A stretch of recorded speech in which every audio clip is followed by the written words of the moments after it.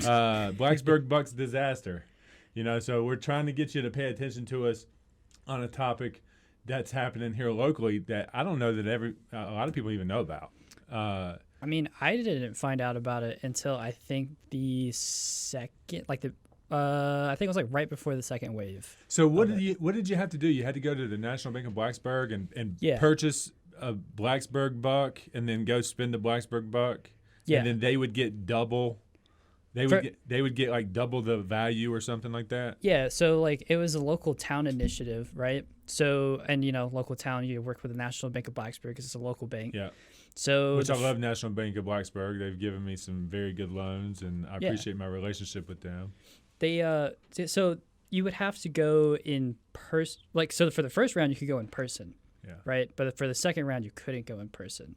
But yeah, so you would go and you would spend like the first round it was like a maximum of like $500 that you could spend on these Blacksburg Bucks, and then you could go and spend them at like local businesses that were on their list, and then the town was going to match however much the Blacksburg Bucks were with their CARES Act money. Okay. For those businesses. So the merchant or the business that collected the Blacksburg Bucks, they would then have to go and turn those in and redeem those for the value that was pretty much whatever they deemed to be the value. Correct. So if you spend $100, you turn in $100 of Blacksburg Bucks, you got $200 back. Yeah, Okay. That would be right. Yeah.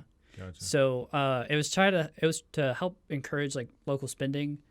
With local businesses, right? Because they're struggling right now. So let's get into the disaster part of it all. Okay, tell us about that. Okay, yeah. So the first round was like the only way that I could describe it was like when you're a kid, you think you have a really good idea and then you do it, but like you didn't really have a plan for that idea. It was like that. So like, so you could go in person to buy them, but the problem is you could call the day before to like reserve your Blacksburg Bucks. Yeah, like earmark them. Yeah. Gotcha. So, but like that wasn't like super public knowledge from my understanding. Like a lot of people were like in the dark about that. Yeah. I remember reading one of the articles and it was like, I can't remember his name, but he works for the town of Blacksburg and he didn't even know that like you could call ahead and order, like someone who works for the town didn't know that you could call ahead and reserve these bucks a day ahead. So people would line up outside of one of the banks. It was like 5 or 6 branches. They were lining outside of all of them, and then they weren't able to get any of the bucks because they were already bought out the day before because people had called ahead. Gotcha. So for the second round, they revised it a little bit. I'm not sure how well it worked because it happened on the first. It must have gone well because I haven't heard anything after that. But they said you couldn't go in person anymore. You could only call in to reserve them. And then I guess go and pick them up later. Gotcha. So they did a reserve only. Yeah, over the phone. Gotcha. Which I thought was kind of weird because you would have to go in person to pick them up anyway, unless they mail them to you. Yeah. Like if you already banked there, they would already have your mailing address. Yeah. Maybe. But yeah, so that was like the disaster part. But like, so my issue with that was like the people that were calling ahead and reserving them that knew that they could do that. It's like, who were those people related to? Yeah. Like do they know some of these business owners and then they're going to get all this I think me and you are a lot alike when it comes to like our trust in government officials. You know, do we believe that everything's above board all the time at every level? Like we want full transparency and we want them to publicly document things and make sure that they're not given any priority or bias to certain groups, excluding certain people and making sure everybody's included. Yeah, exactly. Like I want them to like document where all the Blacksburg Bucks went, like with what businesses. They don't have to say how much. Yeah. But I want to see like, because if you call in and you have all these Blacksburg Bucks, you kind of determine what businesses survive and which ones don't. Yeah. So well, here's where I might deviate from agreeing with that statement is I feel like the people that are coming from the public to pay for those Blacksburg Bucks, they are the ultimate deciders of who wins. And that's like pure capitalism. So survival of the fittest, the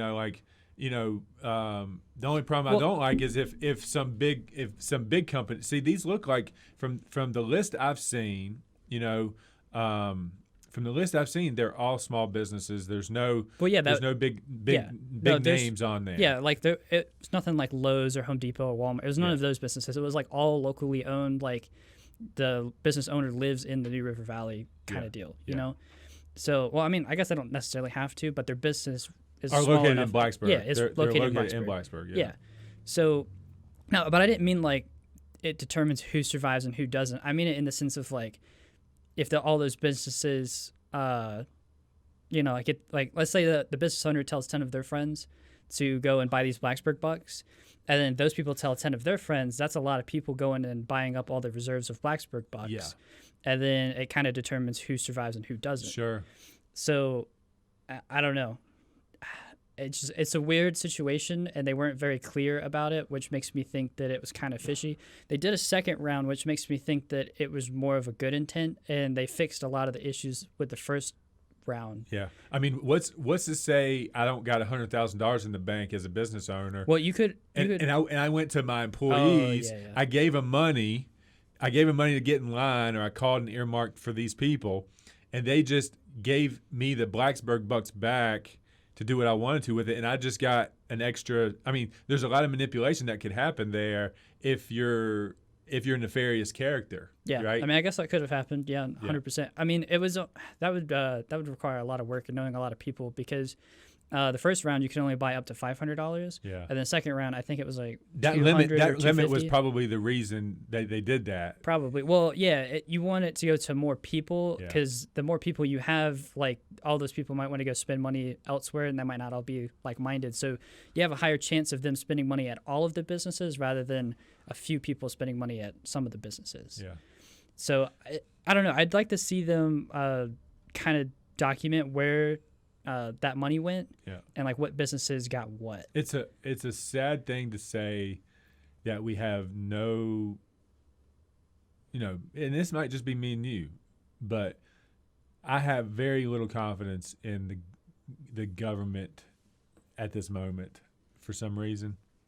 The confidence in it I'm shaken by it. But there's some encouraging things out there. I heard Dave Ramsey the other day, there's not been a politician that's ever ruined him, and there's not been a politician that's ever handed him any money. So, like, at the end of the day, does it really matter? Yeah. Does it matter to the winners? And it doesn't, like, if you're going to win, you're going to win, right? And if you're going to lose, then you're probably going to lose. Right. So there's no one person that's going to save you. Only that you. Makes sense. Only you are going to save you. Yeah, it's just adapt and survive. Yeah. Kind of deal. Yeah. But so what do you think Christiansburg's going to do? Yeah, that's interesting. Right, because they haven't rolled out any plan, have they, that we could find? Not that I'm aware. Well, I mean, not to say that they're not doing something with their CARES Act money, but like something like locally. Yeah. Like where the community gets involved, like these Blacksburg Bucks. Like, you guys, yeah. We get a lot of people who just tuned in now, and it looks like the first part of the video got cut off. Do you want to just like reiterate like what the Blacksburg Bucks thing is? Really? Oh yeah, sure. So the Blacksburg Bucks, you could go to local National Bank of Blacksburg. The first round, you could spend up to $500 for these Blacksburg Bucks, and then you could go and spend them at a list of like local businesses that Blacksburg. Yeah. So we're just talking about pretty much our thoughts on that, and like where that was headed, and what the surrounding areas might be doing. We were just getting into like what Christiansburg might do with theirs.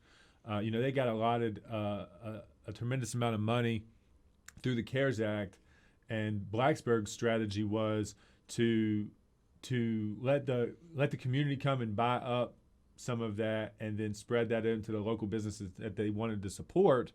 And then there was incentive for that local business to come and redeem those for actually more than face value of the money spent. Yeah, it was double. They would the town of Blacksburg would match whatever they spent at a certain business. So like if someone spent $500 at one business, that they cash in those Blacksburg Bucks, they'd get $1,000 back. Yeah. For the most part, yeah. Or they get an extra $500 on top of the $500 that was already spent. Right. Basically.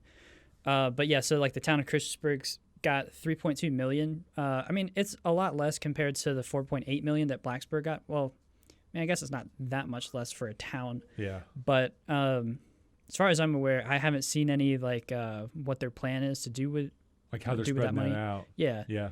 So I mean, I hope it's not going to that park, but right. I mean, I don't know. I guess it could. Do we have any new news on the park situation, like what they decided to do? I haven't seen.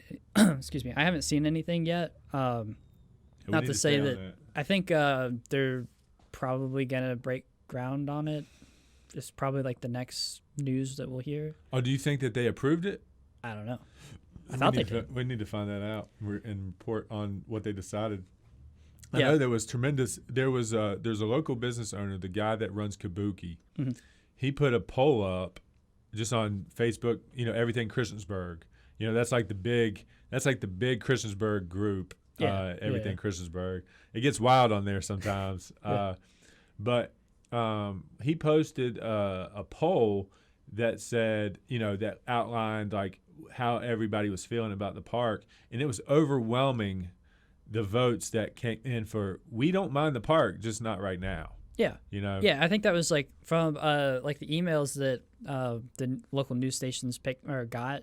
That seems to be like the overarching, like everyone was like, yeah, I'm fine with it, and I see the need for it, but not right now. Yeah. Yeah, especially because like money's thin. Even though they did get this like stimulus from the CARES Act, I mean, I don't know. But so I mean, in total for the Blacksburg Bucks, it came out to $600,000 for local businesses.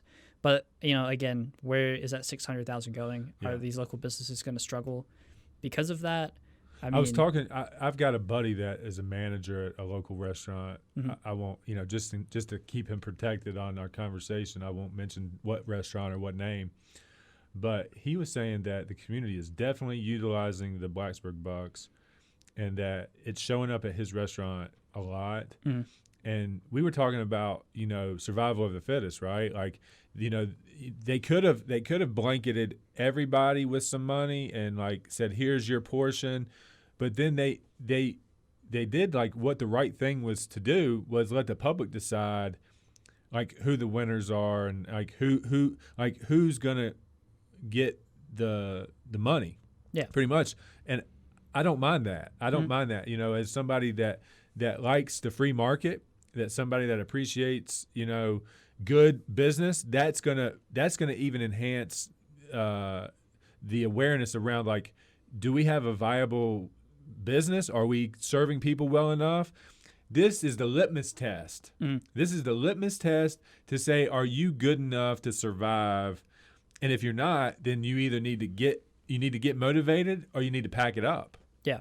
Well, see, I totally agree with that statement, but I'll play devil's advocate for a second. Yeah. So, like, what if someone started their business at the beginning of 2020, not knowing what it was going to hold? And let's say they were on that I don't know how true this is, but let's say they were on that list of, like, local businesses. They haven't built up the brand awareness. So is it fair to say that they couldn't have gotten wrapped up in a blanket like you said before, but, yeah, I mean, I see what you're saying. I see. What I mean? If you were oblivious and naive to the situation that you were, I mean, look, there wasn't much time in 2020 that we didn't know coronavirus was there. So if you started a restaurant business in 2020, you were either uninformed or unaware. And if you're unaware, then obviously you're uninformed. Mm-hmm. So I feel like you were naive enough to block out all the noise. You need to understand marketing and branding and the tactics around survival.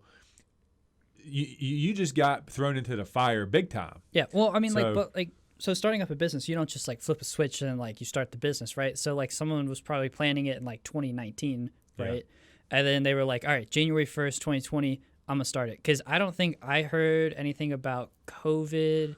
We were hearing COVID news. We were hearing January? Middle of January. Middle of January, yeah. But you already had this plan set in motion. Yeah, because we had that travel ban late January. Yeah. So we were hearing news that something was popping out of China late December. Nobody was paying attention to it. It wasn't a part of the 24-hour news cycle, but some people had already started talking about it. It had started filtrating its way up into the 24-hour news cycle. Yeah, but like would that have stopped you though? Because I mean, when it first started, I think a lot of people thought like, oh, well, this might not be that bad. They might get a hand on it. If that wouldn't have stopped me from getting into the real estate business, knowing, like, if I would have been like, ooh, there's like this new disease coming out. Like maybe we should secure, batten down the hatches and see what happens. If I was still full speed ahead on that, then I would still be full speed ahead now. I would just be leveraging all of my relationships, and anybody that had capital that was willing to lend it to me, I would be asking them. I would not just be like, oh, well, we gave it our best shot. Yeah. Like, the way that I feel about myself is like when turbulence comes, when there's adversaries against me, when it's clear and present danger, that's when I really get focused. That's when I'm at my best. Like when I'm angry, or I feel threatened in some way, I get more energy for some reason. So that would just be me. But a lot of people are demoralized. A lot of people right now are so like tired, and I get it. I get it. So I don't blame anybody that is just fed up with it all just to close them down. Yeah. But don't you think that starting a real estate business is during this pandemic would be a little bit different than starting a restaurant business? Because the government really heavily protected the real estate industry. Yeah. Because they knew what happened in 2008. So they were like, okay, this is a falling point of a recession. Let's protect this place. Because when you start a restaurant, right? I would say if a new restaurant was to open up and it was kind of like a fancier place, it would probably be discovered by the tech students first, and then it would start growing in popularity, and then the locals would get into it, right? Yeah. But tech closed. They sent all the kids home sometime during the spring semester, and then the fall semester was there weren't that many kids on campus because a lot of people were doing online stuff. Yeah. So I feel like having a restaurant that could have gotten wrapped up into some sort, aside from was it a PPP loan? Yeah. I feel like having them wrapped up in some sort of CARES money, aside from Blacksburg Bucks, would have been beneficial for them. Of course. Yeah. If they would have been able to pass a second stimulus, it would have definitely propped everything up a little bit a little bit more secure. Yeah. We definitely took advantage of the first PPP just because I didn't know. I wanted to have funds ready. I just didn't know. The unknown is what's so scary. It's we now know what this thing is. It's not as scary as it was, but it's not as scary as it was because we didn't know what it was. Now we kind of know what it is, so we can kind of navigate through life a little bit easier. It's still hard, but we know what the guidelines are. We're knowing what the people are saying. We either believe it or we don't, and we can move forward. Yeah. I'm gonna jump past our the next topic and talk about the restaurant businesses coming up here on winter. Yeah. So I've seen a couple articles. After I had this thought, I started looking it up to see if it was already starting to happen in the northern states. But a lot of these restaurants are they're struggling right now because it's getting cold outside. Yeah. How do you think that they survive through the winter? Because the way that they kept a lot of customers coming in was they allowed outdoor seating. Yeah. And now that it's getting cold and some states it's starting to snow, it's going to be hard. No one's going to want to sit outside. Yeah. I need to ask my manager buddy that question to see what they're doing and what their capacity is versus what their normal capacity was, and see what they're really doing. I think that they're really doing well with takeout. People are actually, and they're not really even utilizing DoorDash. The people, the local community here, if it's available to call directly, they will call directly, and they'll come and pick it up. They'll come and pick it up. So the pickup and delivery, and also you're established. It doesn't take. It takes a lot of action to get recognition on your brand, but it doesn't necessarily take a lot of time. So if you have enough energy behind the action that you take, you can develop brand awareness quickly. A lot of times. Yeah. It doesn't take years and years and years to always develop a viable, successful brand. It takes good planning and action, and the people turning the crank on it. That makes a huge impact. The people that are actually doing the work.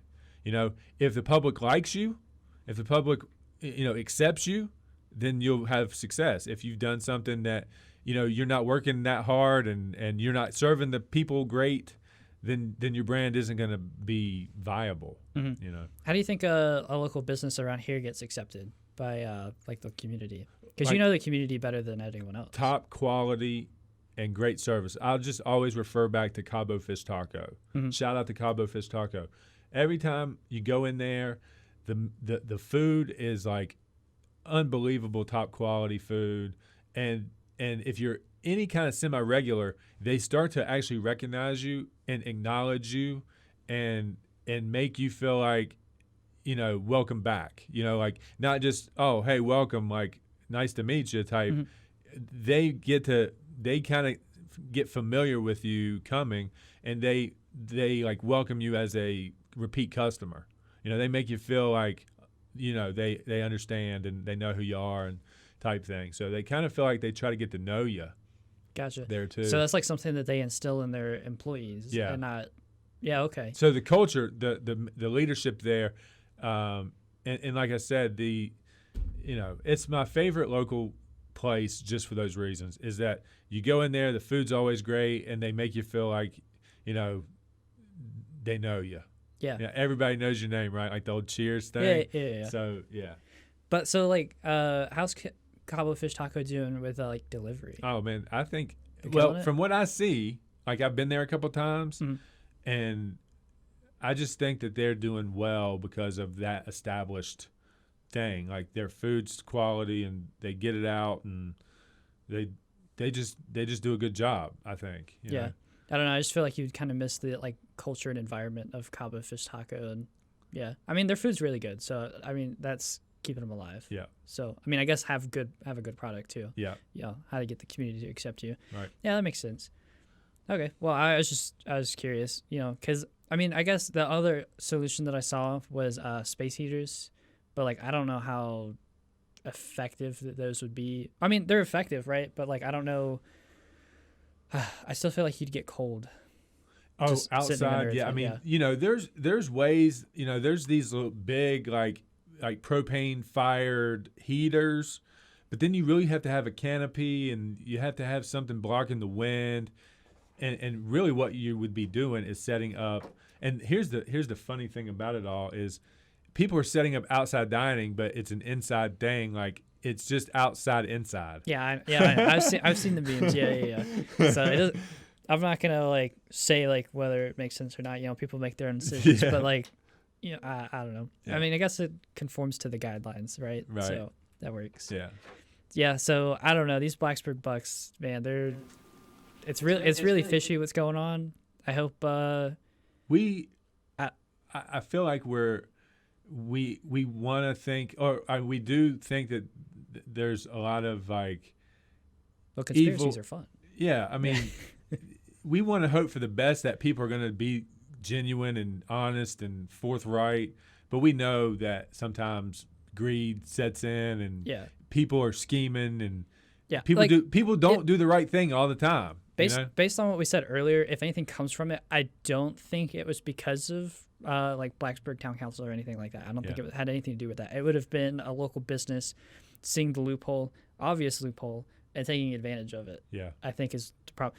But like, would there be any repercussions to come of that? You know, because they basically stole money. Yeah. If they did what you said, and they had like $100,000 and they gave it to like a bunch of different families and said, "Hey, go buy these Blacksburg Bucks and then give them to me," you know, kind of deal. Yeah. So. And I'll give you some sort of backdoor incentive to do that. Yeah. Like I'll give you like some free whatever they make or sell or whatever. Yeah. Yeah. So I don't know.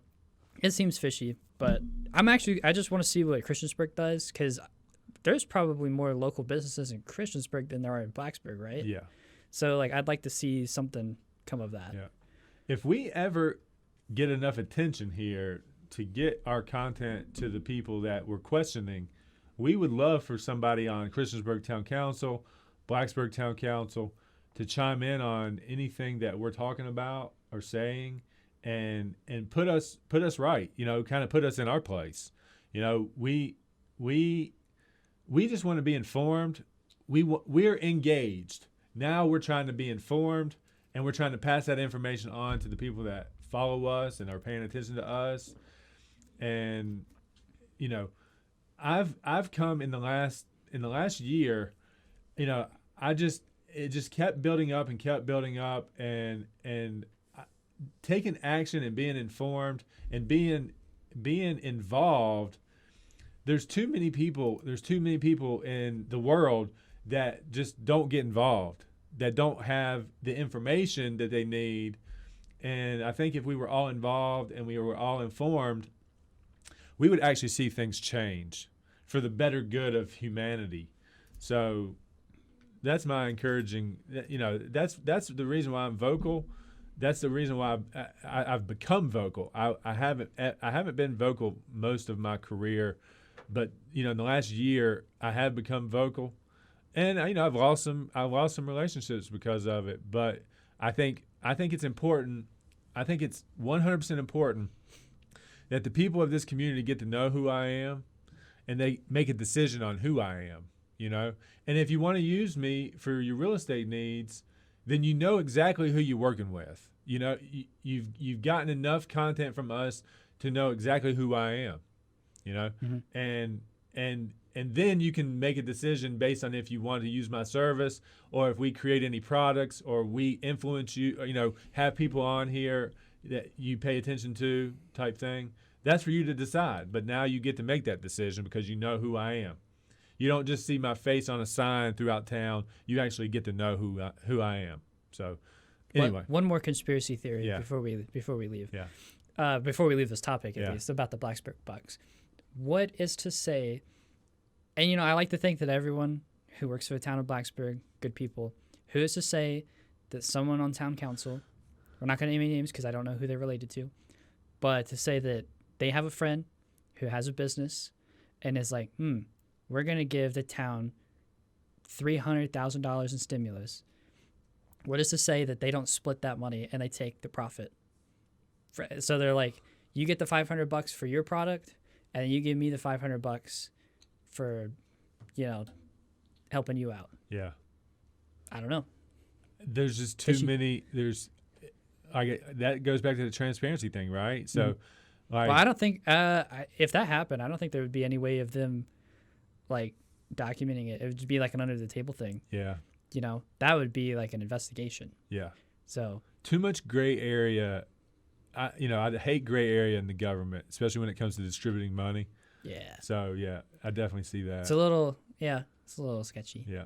All right, what we got next? So the town of Blacksburg's been, they've been a little vocal about the housing market.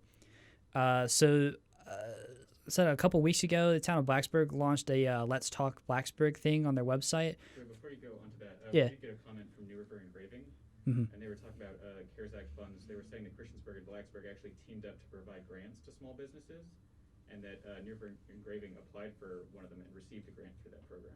Did they say for how much?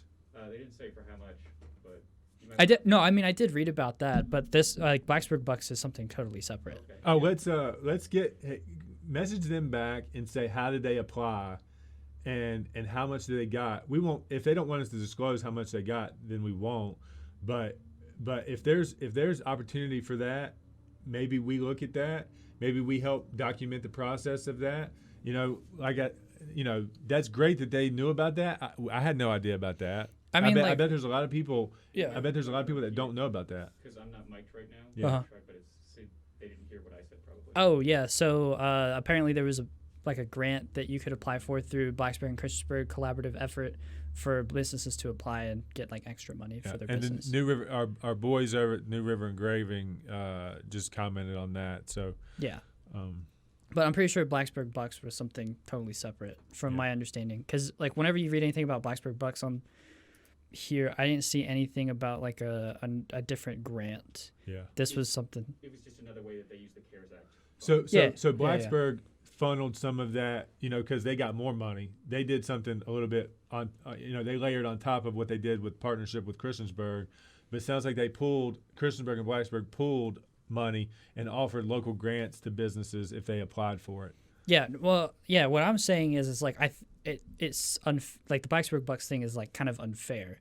They could have applied for a grant and still helped them, but then you have other businesses racking up money on top of like being able to apply for that grant and getting a PPP loan. Yeah. So it's not the fact that a business couldn't get money. It's the fact that there are businesses that could thrive from a loophole. Gotcha. Because they're established and people like them and they're going to spend their money there. Yeah, or they're doing something shady and they get a bunch of their friends to go and buy Blacksburg Bucks. Sure. And they knew ahead of time, because I'm sure all the local businesses knew about the Blacksburg Bucks.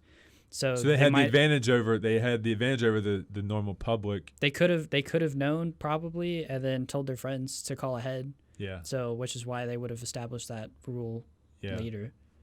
So gotcha. I don't know. It's not the fact that I'm deep in there with you. I see the opportunities. I'm not saying that this happened. I'm just saying that it could have happened, and I would like to know if it happened. And I want the town of Blacksburg to be transparent with us and show us where the Blacksburg Bucks went, like which businesses got what. Yeah. So that's what I'm getting at. Yeah. And that's the part that seemed fishy. Yeah. We have a comment on Facebook from Corey Thompson, who said that they wanted those Blacksburg Bucks, and I think they're saying that they wanted them, but they weren't able to get their hands on them. Yeah. So was it the first round or the second round? Both rounds sold out really fast. I think when I was looking at, I think it was either Facebook or Twitter. I don't know which one the town of Blacksburg uses. Sometimes whenever you see screenshots, they look kind of similar. Yeah. If you're just looking at them at a glance, but I think it was like around noon. They said they ran out or something like that. So they all, like, you had to like be there like right when the doors opened to get them. Wow. So, and if you were calling, see, that's the thing that I thought was kind of weird with the second round was you had to call. And it's like, what if all the lines are busy, and then you get put on like reserve, and I don't know. It just seems kind of a little less inefficient, right? In my opinion. Yeah. It would have been fairer if you had to show up at the branch to get them, and that was the only way you could get them. But then they were like probably logistically, like they didn't want lines and lines of people, so they had to make it to where, they had to make it where everybody wouldn't just be in the lobby at the same time. Yeah, or like that was a logistical nightmare. Well, yeah, not to mention the fact that you have all these COVID guidelines that you have to follow, and then like if like 20 to 50 people are showing up at a branch, that seems like it would pile up really fast and could be kind of sketchy. Yeah. For COVID. Okay, yeah. So back to what we were talking about, or getting ready to talk about, the Let's Talk Blacksburg thing. So. Town of Blacksburg is aware that there's a housing issue here in the local market. So they started this 3-phase plan, and the first part of the phase was to open up this online forum for people to go and voice their opinions about, like, I guess, like housing in Blacksburg. And they just got a lot of feedback from it, and now they're working on a phase 2 and phase 3 plan. So basically, I just want to talk to you about that, because you're super involved with the Blacksburg market, real estate market. I guess just kind of explain like how there's like not that much housing and like how it's changed over the years and kind of stuff like that, like why there's not a lot of housing. There's a big disparity, whatever the word is, like between, entry level housing, which is nothing but student housing, parents buying condos and things like that for their kids, and those values have skyrocketed. Like it's impossible to get anything livable in Blacksburg. Even a 4-bedroom condo is $189,000 now. 5 years ago, when I was selling these 4-bedroom, the standard 4-bedroom condo that you would typically find as a student housing condo, like an undergrad kind of condo, was maybe $125,000 to $135,000. So in 5 years, it's exploded to almost $200,000.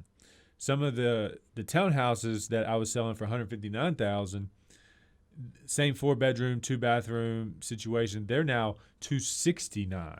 Wow. So like, it's just impossible for somebody that's not above the median range of income to live in Blacksburg. I mean, there's no entry point for somebody that has a household income of $90,000 a year to live in Blacksburg.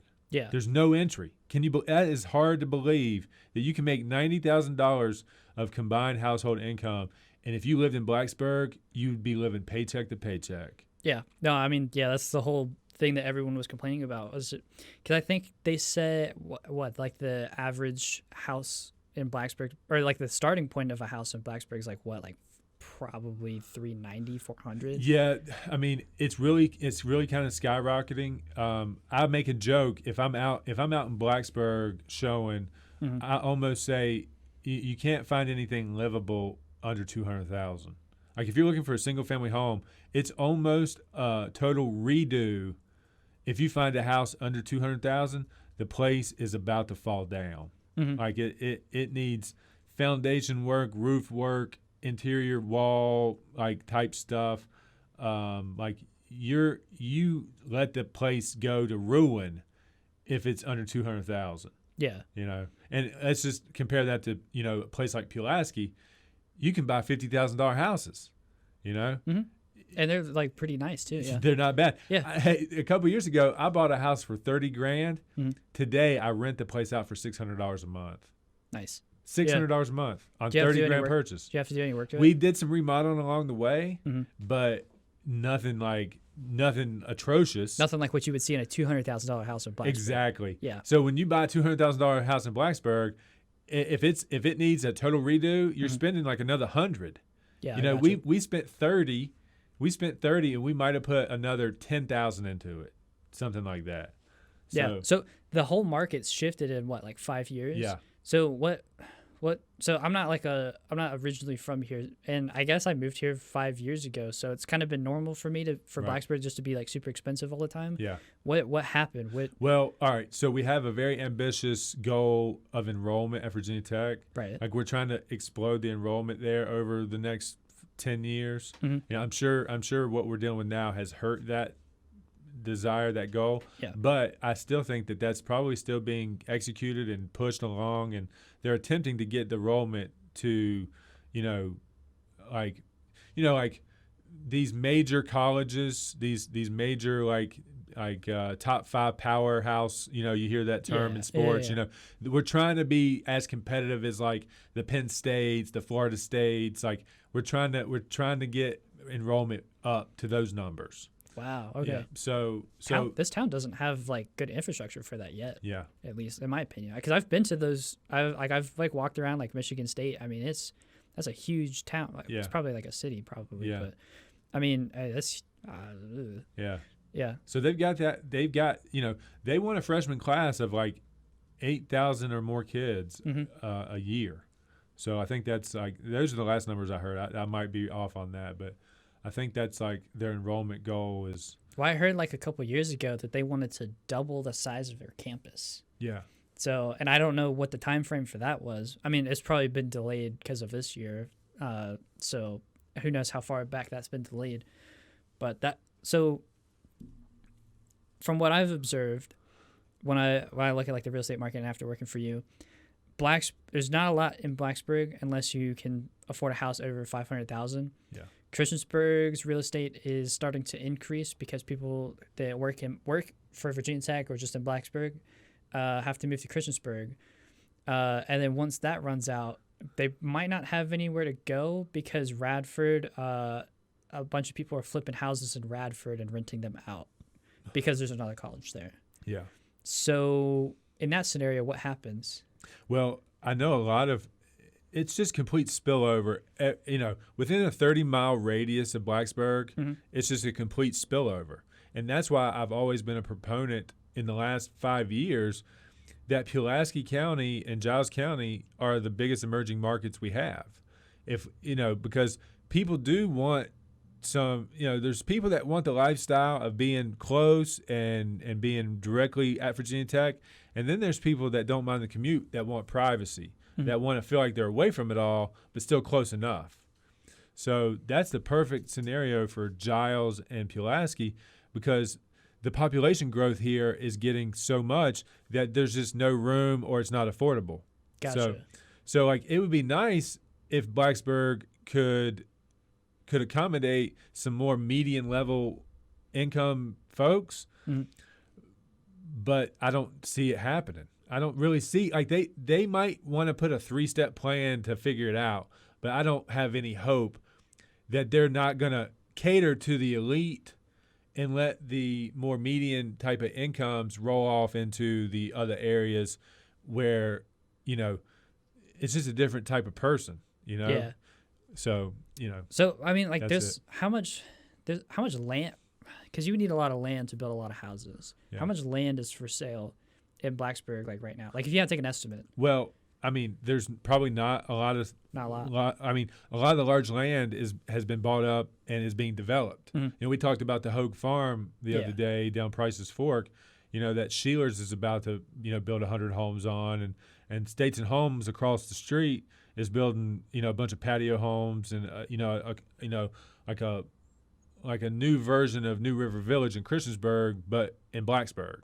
Okay. Yeah. I didn't know that's what. Okay. Yeah. I didn't know that's what that was. So that community is going to be all patio homes and have like a clubhouse and a pool and stuff like that. I thought that was all like the same project. I didn't realize that there were two different projects. Two different developers. Yeah, I didn't know that. Yeah. That's really cool. Yeah. All right. Well, I mean, kind of. I mean, for the road structure there, it's not that cool, but. Yeah, because it's only a 2-lane road. See, that's the other thing. I wouldn't mind commuting from like Pulaski or something if like the road infrastructure here was a little bit better. Yeah, like there's not an easy way, and it would be hard it's gonna be hard to 4-lane Price's Fork because there's houses already on both sides of it. Exactly. Yeah. So I mean, I've seen it happen before where they go and they buy out all those houses or they tax them really hard and then they tear them down.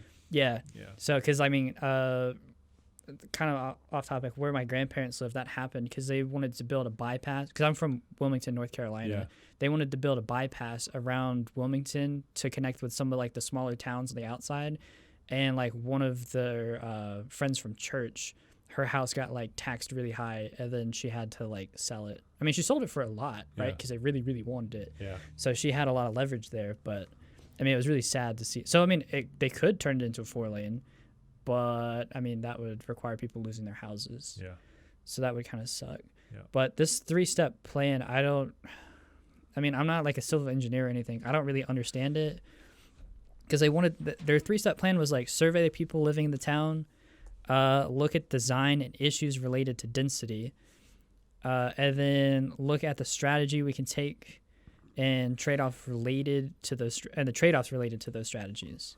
So it sounds like, I guess they're going to look at Blacksburg, figure out what people are complaining about, which is there's no houses. I think that was a given. I don't really know why they needed to survey people about that. Because even I knew that, like, before I moved here, that there weren't a lot of houses for sale here. Yeah.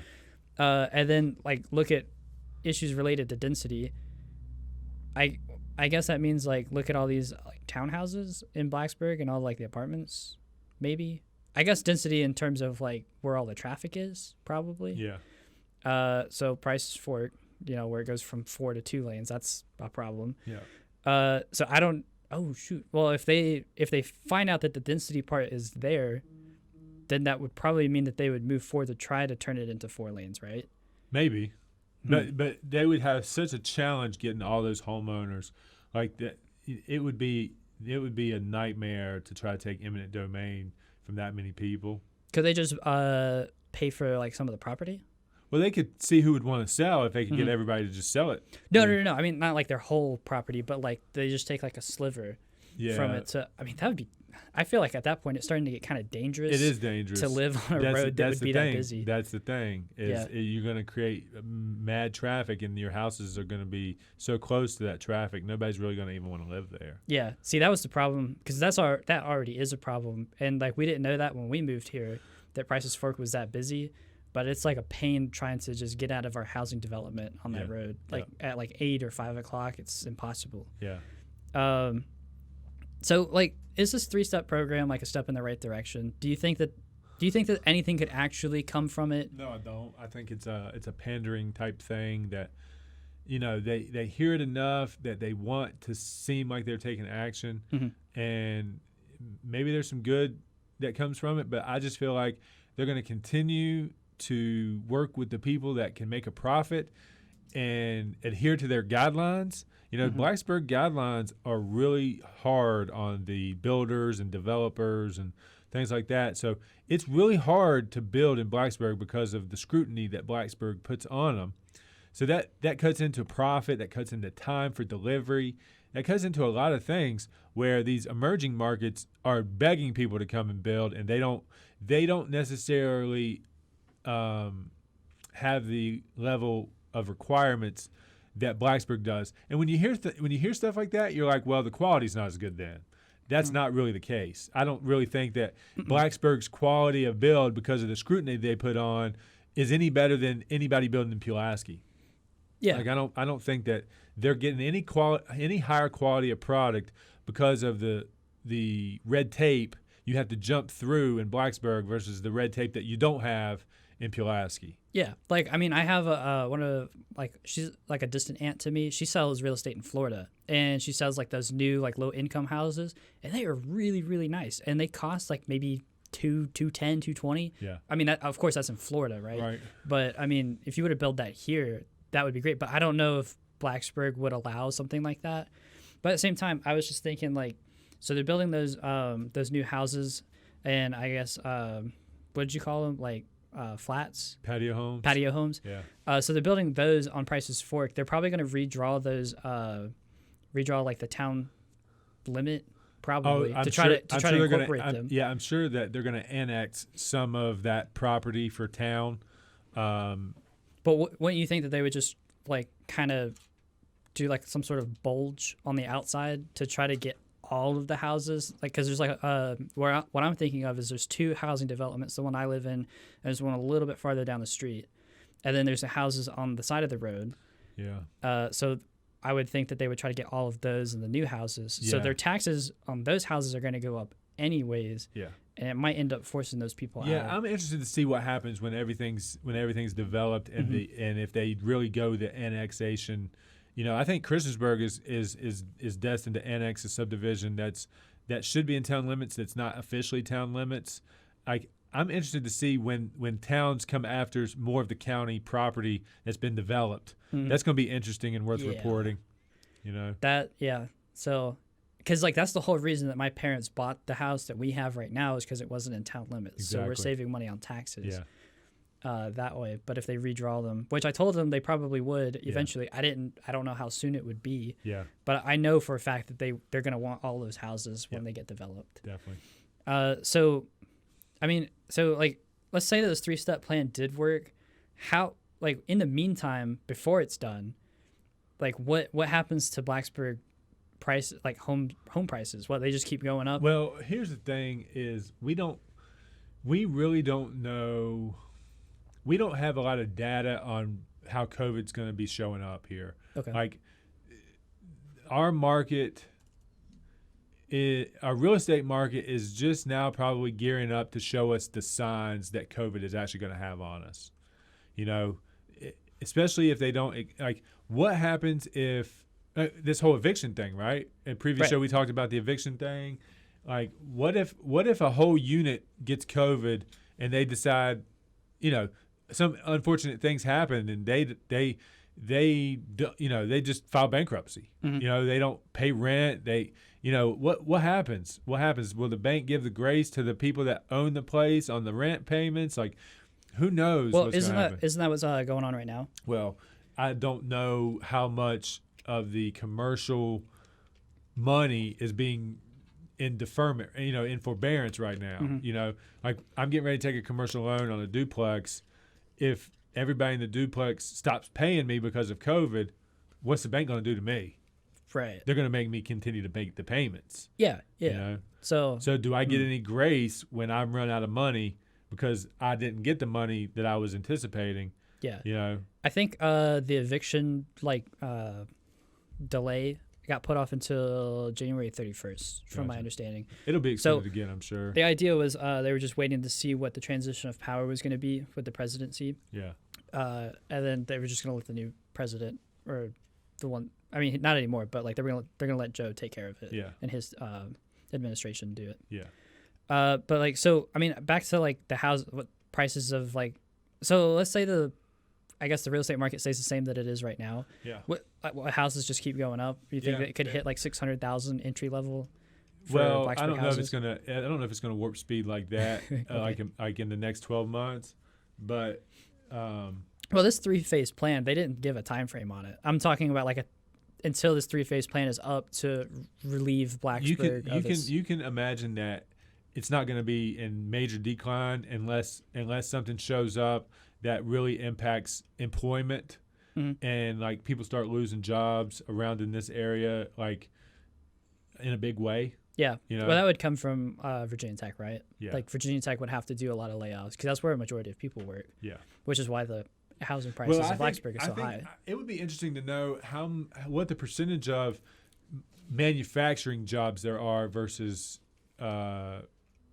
university jobs. I can tell you right now that I don't know about Moog, but Corning Incorporated, I'm trying to remember how many people my dad told me worked there. It's a few thousand. Yeah. So compared to, well, I guess I don't know. I know Moog is on a hiring spree. Like they can't hire enough people. Yeah. Yeah. Wolverine, Volvo. I mean, but like the people that work at Volvo, are they really like living closer to Blacksburg, or are they like living more in Pulaski? Well, they live all over the place. Okay. I mean, people travel from North Carolina to come work.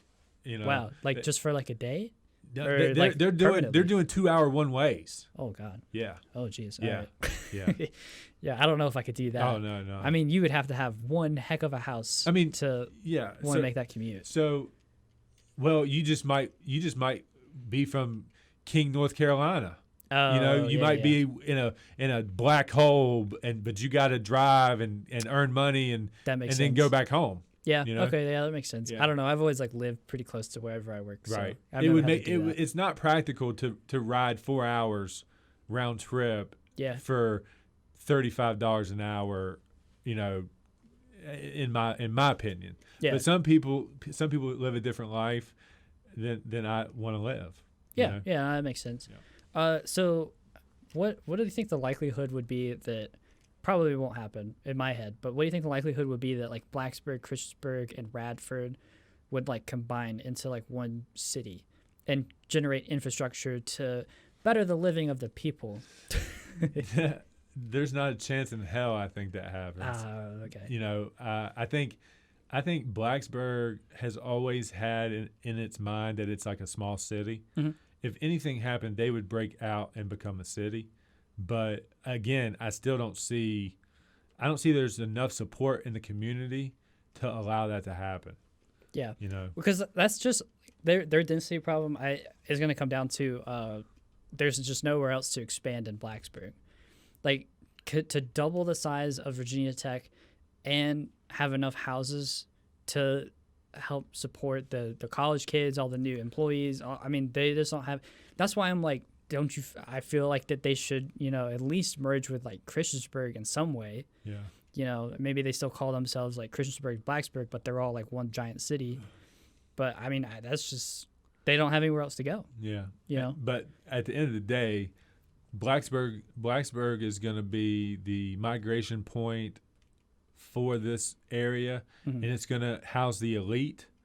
It's going to house the most, the wealthiest of the wealthy are probably going to be located here, or they're going to find some 100-acre farm to go and have privacy. Like it's either going to be one or the other. So and then everything else is just going to spill over, which is not a bad thing. It's not a bad thing that Giles gets some of the spillover. Yeah. I love Giles. I do a lot of business in Giles. Giles is a great area. It's got the Cascades. It's got a lot of like outdoor activity. It's got privacy opportunities in their housing. There's complete subdivisions in Giles that the houses are. You feel like you're in a fortress. The trees surround you. There's not a neighbor in sight. The house is 2,800 square feet. And it's not 600,000; it's 450,000. Yeah. Oh, yeah. So there's a lot of benefit to that, and those great communities that need support and a different type of lifestyle. So we have such diversity in the lifestyle opportunities, which is nice. Mm-hmm. But as far as Blacksburg goes, I wish there was a little bit more diversity of thinking in this community. So I don't like the fact that there's a council that votes unanimously almost on everything. I don't like that there's students and then the elite. I like there's a little bit more diversity in the community, in that there's more of a challenge to the power that gets to decide what the community does. That's the only reason why I'd want a diverse situation with housing, is it would give more opportunities for minority buyers. It would give more opportunity for different thoughts, different conversations, and not everybody in power agreeing with each other. Yeah. Because when the people can hold the power accountable, and the majority of the people are expressing their opinions to the people that they put in power, those conversations go differently, because there's different people involved. Yeah. Gotcha. Yeah. I mean, the point that I was getting at was I just like to see better road infrastructure here. Yeah. Between going to Christiansburg, Radford and Christiansburg, especially going to Radford, because you're on 81 or you're on a 2-lane road going to Radford. So right. Yeah, that's what I'd like to see. That's why I would propose, like, what if they combined? Right. Because then that's how you would build better infrastructure. But because then it would be like all the money going to building this road. Right. Rather than relying on, I guess, who would build that? Probably Montgomery County, maybe. A lot of the space in between all of these is owned by the county or taxed by them. I don't know. That's pretty much all I had. Let's talk about how we're moving into 2021. Give them a little bit of inside look at some ideas that I thought about in 2021 to like structure our show a little bit. Like I almost was thinking, and you're free to just give me your honest opinion. This is sure. This is one of those behind the scenes looks at just like a meeting we would have on a Thursday, right? Mm-hmm. Okay. So I was thinking bring more of like my day-to-day, like every week I'm closing something, I'm sending you a picture, we're posting it on Instagram and Facebook. Mm-hmm. Like maybe bringing those people up during the show and just giving them a shout out, congratulating them on their closing, and me talking about the situation and the trouble we had or the success we had or what the challenges are that they went through and how people need to be aware of that. Yeah, sure. You think that's a good idea? Yeah, let's do it. Yeah, Okay. because I think it'll give insight into like more like the house buying process. Yeah. Yeah, which I think a lot of people would like really want to know. Yeah. Especially depending on how 2021 goes, Right. with the housing market. Yeah.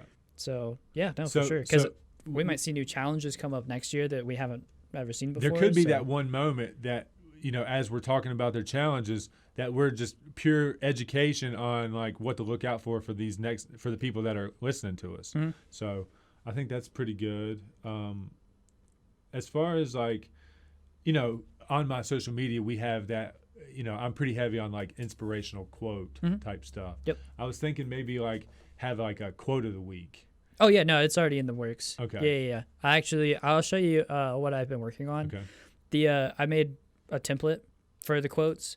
It's still a work in progress because I haven't like colored it to like our template, but it's like, yeah, I got it. I got that. So what we would do is we would structure it. I would have you read off like what we decided, and then we would just talk about how we interpret that quote, or have. Yeah, let's do it. Yeah. Or For whatever. sure. And these are just obviously, when we don't have a guest and it's just me and you chatting. Makes sense. Yeah. Yeah, no, I got the quote. I got like reviews, like people that give you like positive 5-star reviews. I got those. I got what else am I working on? I'm gonna start tweeting out some like stuff that you say on Twitter and then turning those into blips and putting them on social media. We got different kinds of videos that we want to work on next year. We got a lot of content stuff going on for 2021. Right. For sure. So if you guys are following us on Facebook, we appreciate that. If you would jump over to YouTube and hit the subscribe button on YouTube. We're trying to get deep on TikTok, so follow us on TikTok. If you're on TikTok, if you're not on TikTok, then like you're missing out because there's a lot of great things, a lot of entertaining things. It's pretty addictive, but if you can just like control how much you stay on it, it's really good in my opinion. Yeah. I put a rule in for myself because I saw myself like as I've like started working here and you're like really into TikTok, I've started going on TikTok a lot more because I have to like help you do stuff on your TikTok and find trending stuff. So I started finding myself on TikTok. a lot more. And basically my rule is once or twice a week for 1 hour. Yeah. And if I see myself go over that, I'm like, all right, I'm done. Because I'm like, I just can't, because it's so easy. You just you flip swiping. Yeah. So, yeah. It's an amazing, it's just, even for you, like if we're just talking about like car photography or content creation around like what you're passionate about, what you would be able to accomplish. I just go back to the dude on the skateboard with the cranberry juice. Yeah. That's just mind blowing. Yeah. No, I mean, and now he's like chilling with Wiz Khalifa, and like, I'm waiting famous. for like car show season to start back up, and once car show season starts back up, because it's been canceled a lot because of COVID. Yeah. Because some of the shows I go to, there's like a couple thousand people that show up to them, so it's like you can't have them. Yeah. So yeah, I'm just waiting for all of the restrictions to get lifted. I mean, there's been a few smaller ones that happen locally, but I don't go to those too often because you see like the same stuff all the time. Yeah. So I'm waiting for the big ones to start popping off again. Once they start happening again, I'll probably do some TikToks or something. Yeah. Of like either me editing the photos or I don't know. You know what would be great is if you just said, hey, as we're trying to layer things on, and I've said this before, but I'll say it again. It would be great if you came and you just grabbed this phone and you were like, all right, I know these 3 shots I want. Go do this, and or ask me a question, or like, hey, let me grab your phone real quick and record you saying the answer to this question. Yeah. Like, I got a question for you. I want to get it on for TikTok. And I'll hand you my phone. You pull the camera up. You ask me the question. I'll react to it or whatever. Or just something that I'm not wielding the camera. The camera's on me. You're doing the content that is popular type thing, and y'all put it together and put it on my TikTok. Yeah. So I watched that Gary Vee thing that you sent. Was it like on Friday? Yeah. He said that the overrated and underrated is an awesome piece of content. Yeah, no, it's actually really great. And I was thinking about doing that like next year or probably like in a couple weeks or something. Yeah. But what I was getting ready to say was he said that he knows his TikTok doesn't do as well when he recycles and does like higher produced content. I don't know if that's because the algorithm knows that it's not an actual video that was made within the app, but like something somewhere knows that it's not made within the app. He knows that native content is the king. Yeah, so you really have to do it like it really has to be you and not like a clip from like this podcast or something like that. Yeah. Yeah. So I which mean, is unfortunate. even if you took the camera, even one of these cameras we're filming on, and did something and created it and uploaded it to TikTok, it would still be better than a repurposed situation. Like, it's got to be specifically made. At that point, I should just make it on the phone. It'd be so much easier. Oh, to do no doubt. Yeah, because you'd have to like import it and all that other stuff. It'd just be a pain. Yeah, but I agree. Yeah, so 2021 is going to be a good year for content, though. Cool. I think. I'm excited. All right. Well, anything else on any questions or anything there, Scott? No, not really. Okay. All right. Well, next week we got Amy Hudson coming in again. That'll be our first repeat guest. We had her on episode 4. Man, we've come a long way since episode 4. Scott, I reviewed that last night just to watch it. Man, it was terrible. Yeah. It was, yeah. Oh man, it was hilarious. Like when I came in here, I was like, I knew he was proud of it, but I'm like, we could do so much better. Yeah. So that was the plan. So. But hey, yeah, at least we're doing it, and that's like 90% of it. There's a lot of people that'll talk about it. There's a lot of people that want to do the things, but they're never willing to put it up. And that's I'm going to brag on myself.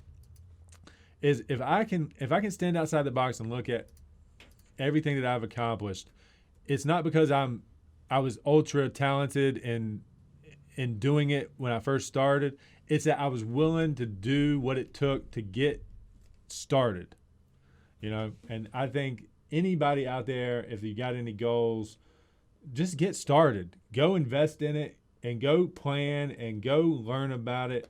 It's going to take debate and you're going to have anxiety over it, but you got to push past the anxiety of it all. I'm trying to remember who it was. This is the 3 rule. You count to 3 and then you just do it. Whatever you were going to do, just do it. Yeah. It's like, don't think, because like the more you think about it, you like psych yourself out. Yeah. So count to 3, just do it. Yeah. So. All right, guys. We'll talk to you next week.